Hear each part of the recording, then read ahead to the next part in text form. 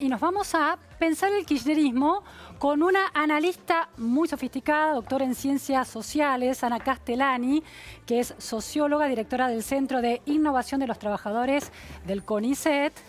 Bueno, y es una académica investigadora, pero además muy posicionada dentro del kirchnerismo. Gracias, Ana, por estar aquí. No, por favor, gracias por la invitación, un placer. Ana, ¿cómo le cayó a los kirchneristas la fórmula Fernández-Fernández, la figura de Alberto Fernández con esta lógica de moderación de lo que representaba la expresidenta? Yo creo que más allá de la sorpresa inicial, que fue la decisión que comunicó Cristina ese sábado a la mañana, generó en la mayoría de aquellos que estamos dentro del espacio del kirchnerismo una situación mucho más de alivio, de alegría. De alivio en el sentido de saber ya que la fórmula estaba, se había terminado la incógnita, ¿no? Digamos, ya había una decisión sobre la fórmula.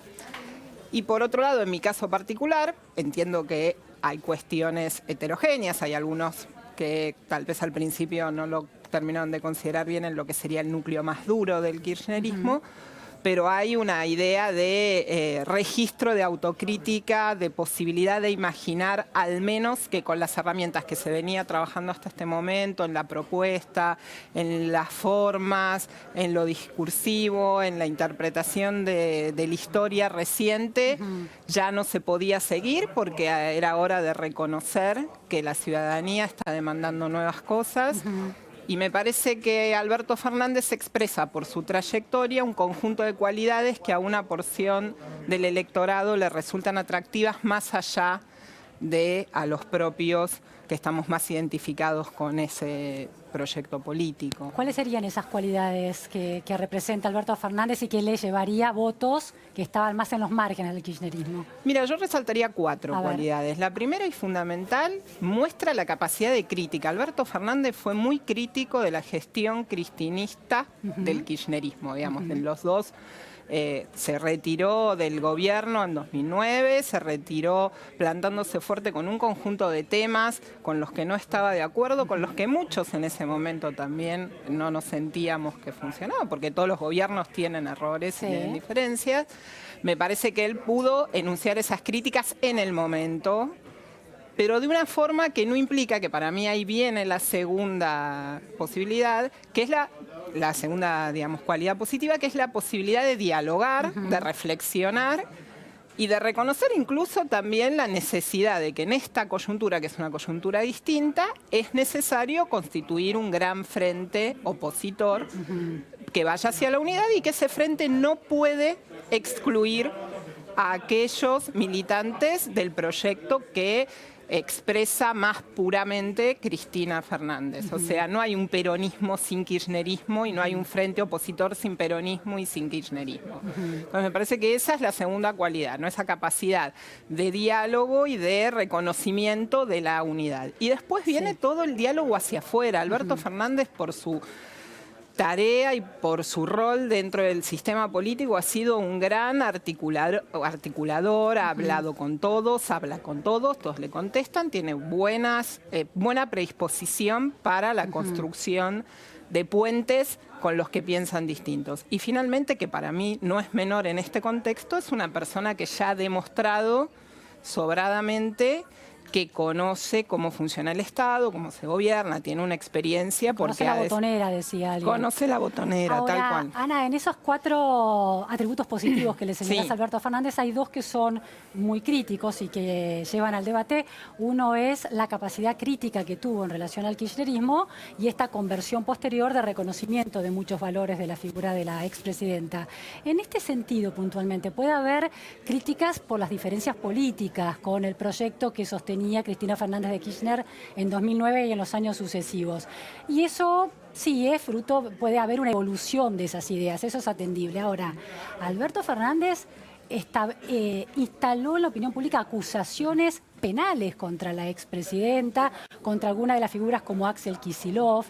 Eso es otra cuestión, cómo una figura política que habla en términos de denuncias penales, acusándola de distintos delitos a la figura de la expresidenta, puede desdecirse de esas acusaciones. Eso es, o fue muy irresponsable antes o está siendo muy irresponsable ahora. Claro, no tiene que ver tanto con evolución de sus ideas políticas, que es otra historia y es atendible. Es que yo creo que en las ideas políticas precisamente no había tanta discrepancia. Las discrepancias fuertes estuvieron, me parece, con los estilos del gobierno, con los proyectos de construcción política, los modos de construcción política, que en el kirchnerismo, a partir del conflicto con el campo del 2008, se hicieron hacia una posición de antagonismo puro, que yo creo que Alberto Fernández tempranamente advirtió que no era la forma, no era la forma para poder construir un país mejor que incluyera como sistema democrático a las minorías de ese momento también, digamos, a las minorías opositoras. Yo creo que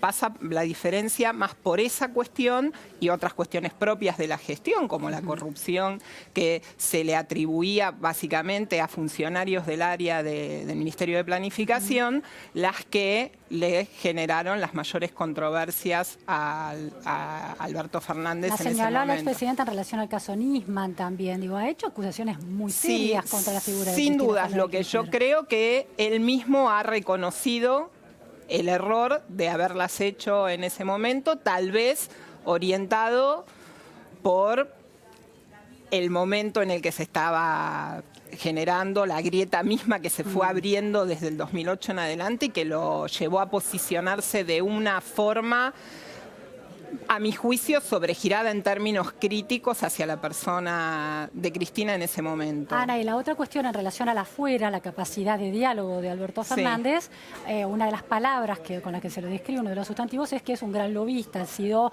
un hombre en diálogo muy aceitado con el Grupo Clarín, por ejemplo, en la gestión de Néstor Kirchner. ¿Cómo hace el kirchnerismo más esencial, de alguna manera, para digerir todos estos matices? Mira, ¿simplemente el dedo de Cristina licua estas aristas más negativas desde la mirada de un kirchnerista? Tres cuestiones. La primera, por una cuestión de formación profesional, lo de lobista para un dirigente político no lo aplicaría, ¿no? Digamos, el que está en gobierno, que está dirigiendo, puede ser un operador, puede ser un articulador, puede ser la persona que tiene lobista los me parecía mejor que operador. No, pero digo, yo no estoy dándole ninguna connotación peyorativa ni positiva a ninguno de los términos, pero el lobby es el término que se utiliza básicamente para aquellos sectores que no están en el gobierno y tratan de incidir al gobierno. Operador. Entonces, me parece que es una de las personas que se encarga de tejer, de articular, que en la política es una de las tareas más complejas. Entonces, a mí me parece que eso no le da una carga negativa, porque este momento requiere básicamente la suturación de un montón de heridas. Hay un montón de heridas y hay que hacerse cargo. Creo que Cristina se está haciendo cargo, que Alberto Fernández se está haciendo cargo, que muchos otros actores se van haciendo cargo de que haber llevado a la sociedad argentina hacia una situación de antagonismo feroz, en donde cada uno reproduce una narrativa cerrada sobre sí mismo, donde se siente incapaz del diálogo con el que piensa distinto o se ubica en un universo de sentidos distintos. Porque esto es más que un partido, ¿viste? Es como que hay dos universos de sentidos muy diferentes, que eso no está mal si hubiera posibilidad de tendido de puentes y de diálogo y de escucha. Si lo que se va fomentando desde un lugar hacia el otro es odio, impugnación moral, necesidad de que el otro no exista. ¿El kirchnerismo hizo eso? Yo creo que desde el gobierno el kirchnerismo no llegó a proponer eso. Lo que sí marcó fue un antagonismo fuerte en términos de este es un proyecto, nosotros tenemos la mayoría y el resto lo tiene que aceptar a partir del famoso Vamos por Todo del 2011. En ese sentido, me parece que Cambiemos, como le resultó necesario por el fracaso de su gestión económica, lejos de venir, como una de sus promesas de campaña de 2015, a unir a los argentinos, tuvo que agigantar la grieta cada vez más para tratar de mantener competitividad electoral, que es lo que sigue manteniendo hasta el día de hoy, a pesar de lo desastroso de la gestión económica, porque más allá de las interpretaciones que después se le puedan dar, de que se están haciendo los cimientos para un futuro mejor, de que en realidad ahora no se crece pero nos estamos desarrollando igual, porque lo importante se va a ver en los próximos 4 años, todos los indicadores que afectan la vida cotidiana de las familias argentinas, del 90% de las familias argentinas, son negativos y eso la gente lo sabe, esté en el universo de sentidos que esté. Ahora volvemos a eso. Quiero ir un poquito más atrás para la cuestión de, bueno, imaginemos que gana el kirchnerismo las elecciones nacionales y la fórmula de los Fernández se convierte en la presidencia y vicepresidencia de la Argentina. Esta Cristina herbívora, como la llaman algunos, ¿se sostiene una vez obtenido el triunfo? Mira, acá hay dos cuestiones, las personas y las instituciones. La Argentina es un país presidencialista. No hay ningún caso en la historia argentina en donde un vicepresidente haya tenido más poder que un presidente. En la historia argentina de las últimas 7 décadas no tenés un caso. Pero Ana, en el caso de en la instalación de la fórmula kirchnerista, el poder lo tuvo la figura del vicepresidente. Al decir el presidente va a ser Alberto Fernández, es inédito. Claro, la jugada es absolutamente inédita y habla de cómo una persona que se sabe que es competitiva como presidenta en términos de ser la que mayor cantidad de votos reúne, reconoce que eso no va a ser suficiente y que esta etapa, no solo para ganar la elección, sino para gobernar después, requiere de una figura que despierte menos rechazo que el rechazo que ya genera en una parte de la ciudadanía la figura de Cristina Fernández. Y por eso ella se sostiene como vicepresidenta y coloca a otra persona como presidente. Porque ha sido presidenta. ¿No es un gesto de poder ese? Es el gesto de poder que le da la legitimidad de ser la persona en el espacio que tiene la mayor cantidad de votos, pero a su vez es un gesto de grandeza en el sentido, no de lo personal, estoy diciendo de pensar, de hacer una lectura del escenario político. Sí, de pragmatismo en tal caso. Pragmatismo, ¿no? Y entender que lo necesario era hacer una fórmula que permitiera ampliar los márgenes de este espacio. No, está claro que como táctica electoral es muy inteligente. Ahora, el día después, cuando llega la hora de la gobernabilidad, una cosa es sostener esa... El otro día estuvo Santiago Kovadlov aquí, muy crítico del kirchnerismo, y dijo algo así: la expresidenta llegó muy tarde a la moderación. Es decir, sostener esa moderación, que no ha sido la característica de la expresidente nunca en su historia política, después de obtener un triunfo, parece poco verosímil.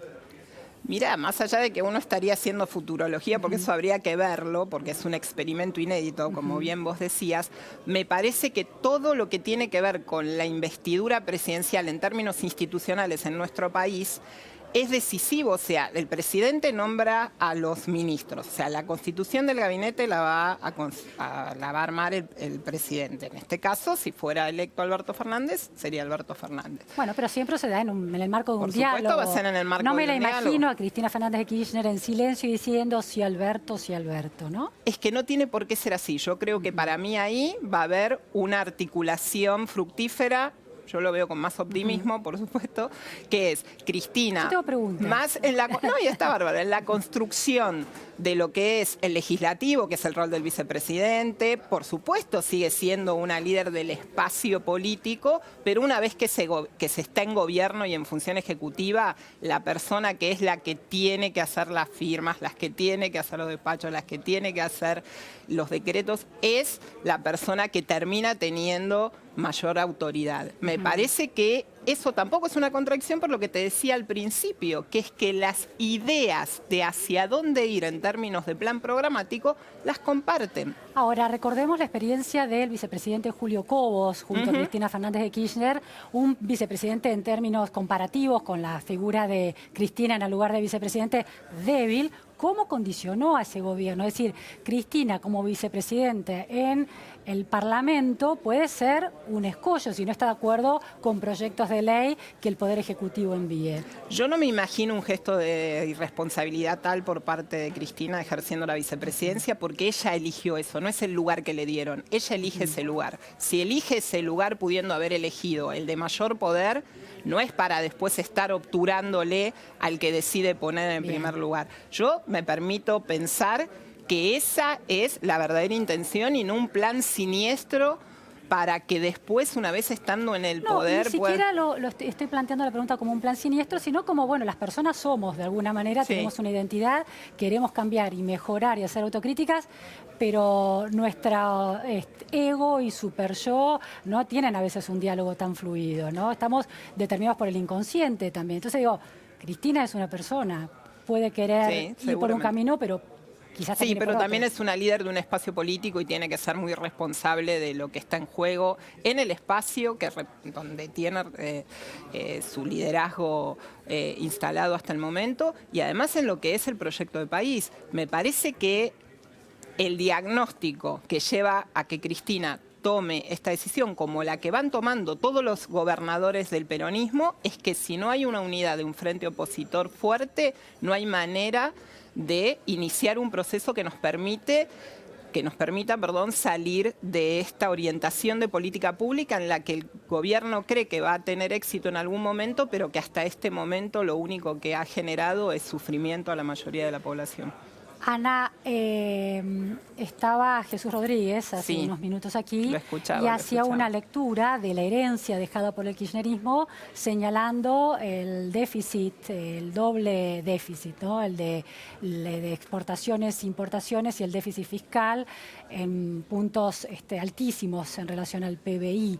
¿El kirchnerismo reconoce que esa herencia condicionó la realidad argentina? Olvidémonos de Cambiemos. ¿Condicionó a los argentinos y a la Argentina en los últimos 4 años? Yo creo que los últimos, en realidad ni siquiera los últimos 4. 3 años y medio. No, más te diría. Yo creo que desde la crisis de 2008, 2009, no la de cambio, la internacional, se intentaron búsquedas de salidas alternativas para tratar de evitar que el costo mayor de esa crisis lo pagaran las personas de menores recursos, porque siempre se insiste en que se termina con un 30% de pobreza, pero se omite decir con cuánta pobreza inicia el kirchnerismo su gestión, que es prácticamente el doble, 57%, medida por el propio INDEC en la nueva medición que hizo Todesca en 2016.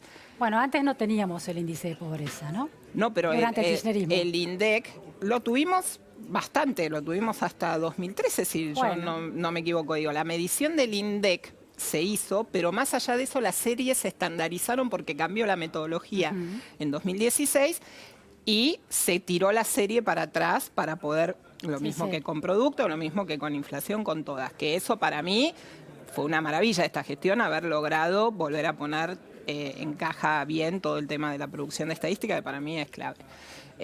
Pero volviendo entonces a la herencia, había problemas sin dudas, muchos generados por errores propios, muchos generados por el contexto internacional que es desfavorable, porque Jesús Rodríguez hablaba de un contexto internacional favorable, pero eso fue en los primeros años del kirchnerismo, desde el 2009 en adelante, ese contexto no fue tal, y después porque cuando uno va teniendo crecimiento, ¿no? Como se tuvo, en las tasas que se tuvo en los primeros años de la gestión kirchnerista, es lógico que por nuestra propia estructura productiva se incrementen las importaciones y eso genere problemas en el balance de pagos. Digamos, no es que uno puede pensar las cosas estáticas. Uno lo agarró con menos déficit y entonces ahora tiene más déficit. Bueno, tiene más déficit si vos, por ejemplo, en términos del sector externo, si vos ahora tenés más producción industrial y tenés más componente importado, o si tenés más consumo de energía porque hay más actividad industrial, vas a necesitar más energía que si no la logras generar localmente, la vas a tener que importar. Eso no quita que no haya habido errores en la política energética, pero trato de introducir estos matices en una especie de narrativa en donde parece que era toda una condición maravillosa que el kirchnerismo desaprovechó, lo mismo que el tema del déficit fiscal. Por supuesto que si el Estado gasta menos porque no hay asignación universal por hijo, porque no hay jubilaciones para las trabajadoras domésticas o para las amas de casa. Digamos, si vos tomás decisiones de política que implican un incremento de gasto, obviamente que tenés ahí un problema en términos de la posibilidad de generar un déficit fiscal. La cuestión, porque a mí no me arregla nada que hoy haya menos déficit fiscal si eso implica que la gente coma menos carne. Lo aumentó en este gobierno lo aumentó en todo lo que tiene que ver con la asignación universal por hijo, que la extendió a los monotributistas. El problema es que las condiciones macroeconómicas te tiran abajo todos los parches que vos puedas tratar de ir poniendo en materia de política social. Con 56% de inflación y 20 puntos de caída de los ingresos en un año, del poder adquisitivo de los salarios, O sea, los indicadores son claros, se consume menos carne que en la historia desde que se mide el consumo de carne. Y eso no es porque nos hicimos todos veganos. Durante el kirchnerismo se dejó de producir cabezas de ganado por los manejos de la lógica de la exportación que imponía el kirchnerismo. Claro, ¿no? pero ahora se deja de consumir. Antes teníamos el problema de una oferta insuficiente, ahora tenemos el problema, ¿no? Serio, para mí desmanteló un sector de la economía. Eso es gravísimo y se tendría que resolver. Ahora, 10 veces más grave me parece que la gente no puede darle de comer carne a sus hijos porque no tiene con qué comprarla. Cosas están unas concatenadas unas a otras, ¿no? Es difícil. Si la clase política tiene que construir una serie histórica más larga, ¿no? Para asumir sus propias responsabilidades, quizá. Y nosotros como ciudadanos también tenemos que ser responsables de pensar que lo prioritario en los gobiernos nunca puede ser solamente un atributo. Ni la honestidad, como hace una narrativa particular. Sí, la virtud. Sí, la virtud, y entonces parece que con la virtud alcanza. No, mirá, podés poner un equipo de virtuosos que hagan una gestión económica nefasta y que le empeore la vida a la gente. Tampoco la lógica del robo, pero hacen, ¿no? Claro, tampoco llegar a justificar. Entonces, queremos buenos gobiernos en los dos sentidos, integrados por personal íntegro, idóneo, competente, pero con orientación de políticas públicas que favorezcan al bienestar de las mayorías, no a unos pocos. Ana, última cuestión. Ciertas figuras que rodean a la expresidenta, inclusive la expresidenta, se han manifestado en relación a una tecnología social perimida, esta de la división de poderes y la idea de una reforma de la Constitución en el futuro. Muchos lo ven esto como un avance del populismo en el caso de que ganara el kirchnerismo. ¿Cómo lo ves vos? Para nada se está discutiendo algo así, ni creo que sea una demanda de la sociedad en este momento ir hacia un proceso de reforma constitucional. El próximo gobierno, sea quien sea, antes de sentarse a pensar cualquiera de estas cosas, tiene que resolver una serie de problemas hiperurgentes. Por ejemplo, pensar con qué se van a pagar los vencimientos que tenemos con el Fondo Monetario el año que viene, cuando este año, a pesar de que Jesús Rodríguez no lo estaba reconociendo, se están usando las divisas que había prestado el fondo para pagar eso. Para controlar el tipo de cambio. Manuel Álvarez Agis estuvo aquí sentado ayer, dijo que el año que viene no estamos en problemas, se puede pagar. El año que viene se puede pagar. Bueno, entonces el problema será para el 2021 seguramente.